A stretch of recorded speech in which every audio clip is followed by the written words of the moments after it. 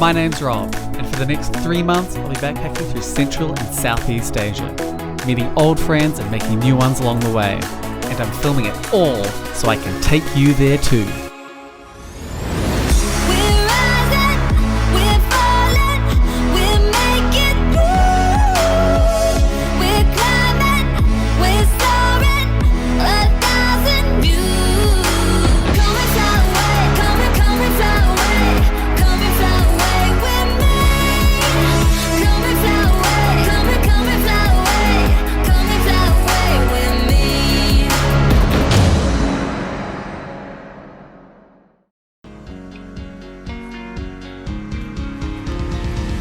Thailand. Natural beauty and insane craziness everywhere you went, from the north to the south.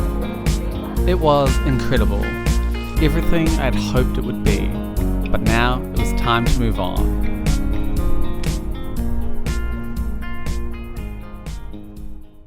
The slow boat lived up to its name, as it took me 3 days to get from Huay all the way to Luang, Prabang. Make sure you arrive at the dock early, or pack good noise-cancelling headphones, because if you get stuck at the back of the boat, it's going to be hell.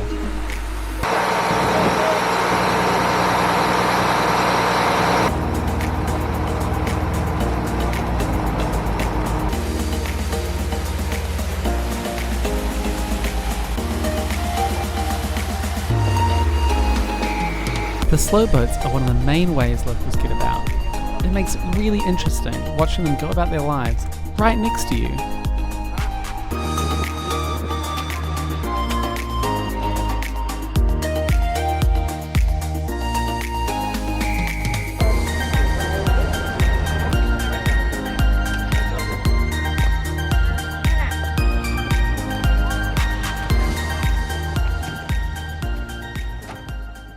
The night market here was huge.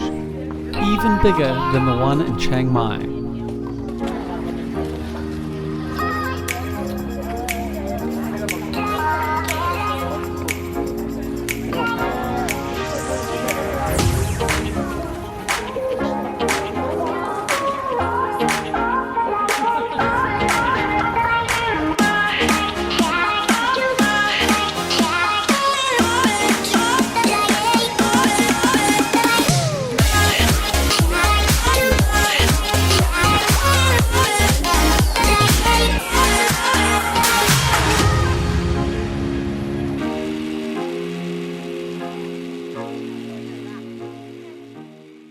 During the Vietnam War, the US heavily bombed Laos, so we visited a museum to learn more.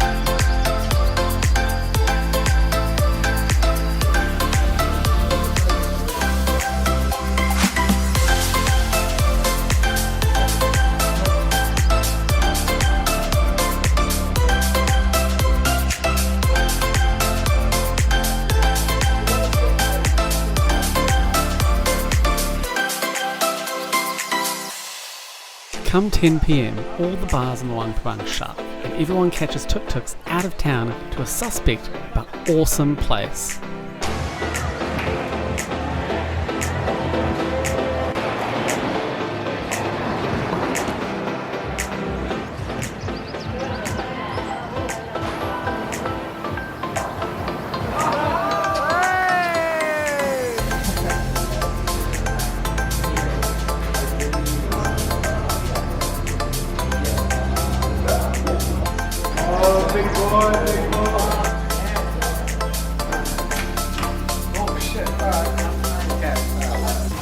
craziest place, Asia. Archery and bowling alley. Archery while fucking drinking. It's insane. He lost time in getting waivers or anything. It's ridiculous.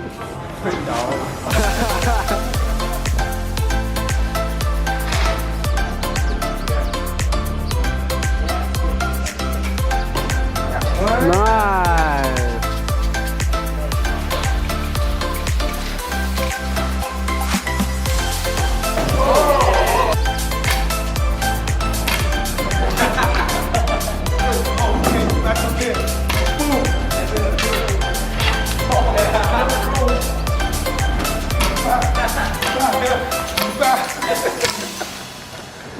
And this is the point of the video where I have to apologize, because like an idiot, I lost my GoPro. So, I lost hours of footage of me visiting the beautiful Luang Sea waterfalls in Luang, Prabang, as well as tubing in Vang Vieng. Two things that you absolutely have to do when you're in Laos. All I have left from the rest of my time in Luang Prabang is cute Asiatic black bears.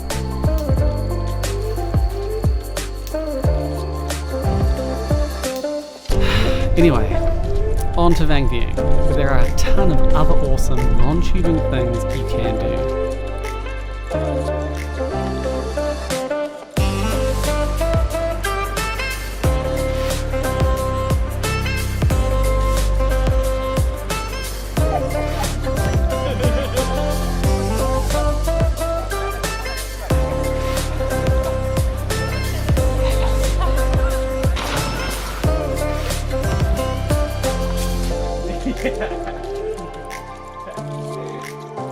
Don't trip that loud.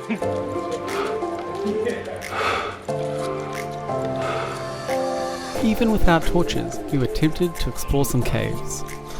But we quickly decided against it, and instead went to a famous photo spot in Laos.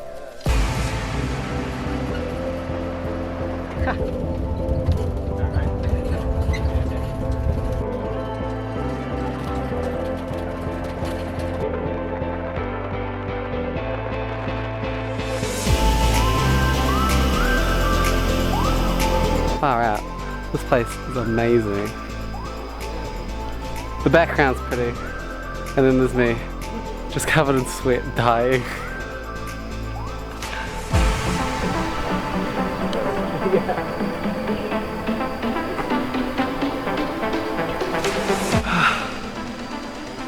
Now to take all the Instagram photos.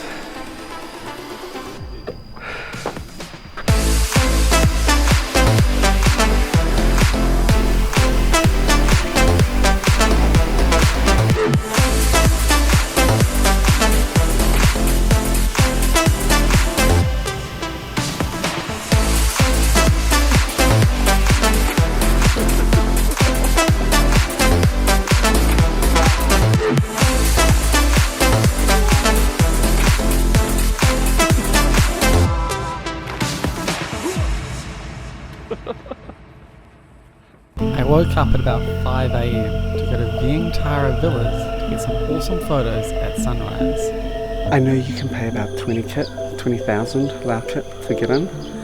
I had some friends staying at the hostel who I'd met earlier do that very thing just yesterday, but there's no one on reception right now, so I think you can probably only do that, you know, like post 7 or 8 in the morning.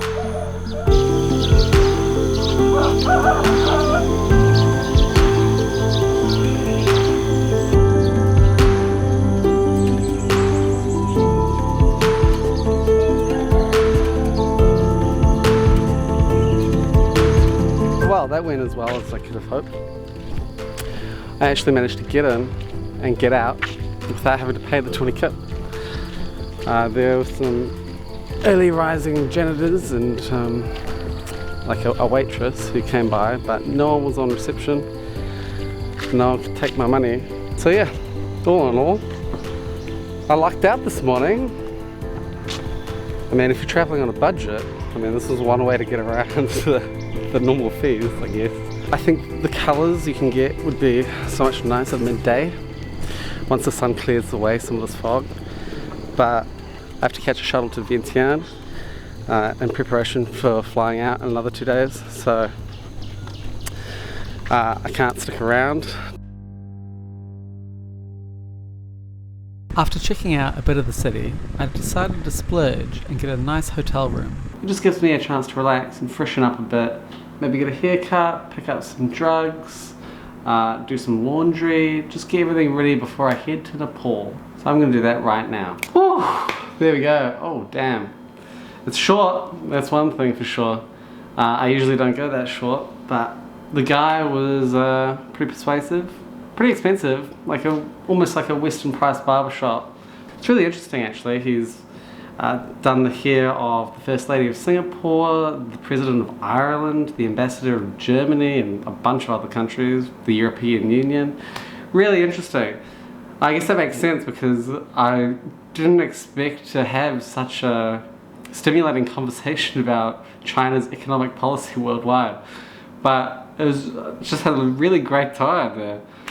So, wow. I'm a fan. Really like Laos. A lot of people seem to just go from Thailand, rush through Laos, get on a plane to go to Vietnam as part of that Banana Pancake Trail.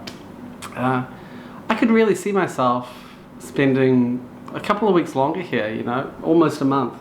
There's a lot you can do. You can go north from Luang, Prabang, and you can go see the 4,000 Islands, Don Met in the south. And that'll take a while since you'll want to get back up to Vientiane to then fly out to Vietnam with all the other backpackers just going straight through. Loved Luang Prabang. It has that feel of Chiang Mai. It's just like you have that urbanized environment that's still really relaxed. You have the night market, you have it's like the most street food in Laos I found in Luang Prabang, which is great. Lots of stuff to do. You could easily spend a week in Luang Prabang just by itself. Vieng was great. Loved Vieng. I can see why a lot of people aren't a huge fan though. It's definitely changed a lot from what it would have been like in its peak. There used to be about 26 bars on the river, right? People would just take the tubes down, either in like a small knit group of like 5 to 10 people or in massive flotations of like 100 people going down the river. And you just, the people from the bars would just throw you a rope when you felt like a drink, right? You just signal, they'd throw a rope in. At least that was what my understanding was. Of course it was a lot more dangerous. You had zip lines and slides, flying foxes, everything going over the river, and people would just get really hurt, which is a real shame. So they really tightened up their policy because so many foreign tourists were dying. I don't blame them for that. But, I don't know. I feel like I would have enjoyed seeing that scene, and it's just a bit of a shame seeing how like guided and forced into one plan of action you are now. There's only 3 bars now, right? So you start at one, you have to go to the next, and then the third one. You don't have the flexibility to stop wherever you want, stay as long as you want. It's almost like a set tour now, which is a bit of a shame. I'm really gutted that I lost my GoPro in the river while tubing, right at the end of the day as well. So I lost a couple of days footage there, which is a real shame. I'm going to have to buy a new GoPro, maybe be a bit more careful with it this time, put something on it that makes it float. I thought a wrist strap would hold up, but it did not. Like one of my big aims going to Laos was to find people to travel with, because I struggled so much in Thailand. But I knew that everyone is just going to do the same thing, even in low season. You're going to catch a slow boat into Luang Prabang, head to Vieng, and then a lot of people will either be going south or onto Vientiane to then fly out to Vietnam, and that's what most people did. So I ended up making a ton of people on the slow boat, saw them again on Luang Prabang, picked up people there, and then at that point going to Vieng, I had like a really steady group of really awesome people to hang out with. I'm almost gutted that I'm going to Nepal instead of Vietnam, which is silly because I know I'm going to have a fantastic time. We're going to have such a good time in Nepal. I'm meeting people from New Zealand, some good friends there that I'm traveling with for a couple of weeks. I've just had the best time in Laos. I hope that you've seen that too, and it makes you want to come here, because I think so many people rush through Laos. You don't need to rush through Laos. There's so much here. The people are so nice, the food's great. A bit more expensive than Thailand and Vietnam, but I think it's worth staying maybe a bit longer here.